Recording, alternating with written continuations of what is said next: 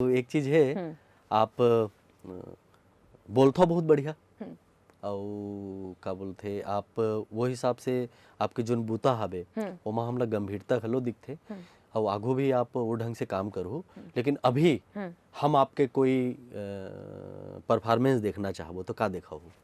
सतीश जी की एक ठो फिल्म है चल हट कोनो देख ली, उमें एक ठो लाइन है, उमें इतना ताली बजे जब वो लाइन आए, तो बहुत छोटे से लाइन है।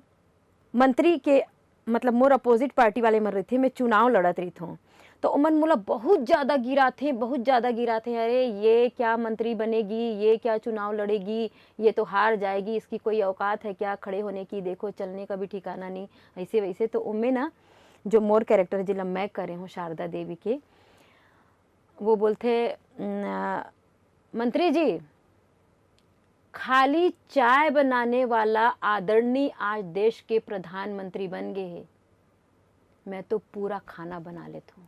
अच्छा है, बहुत शानदार है।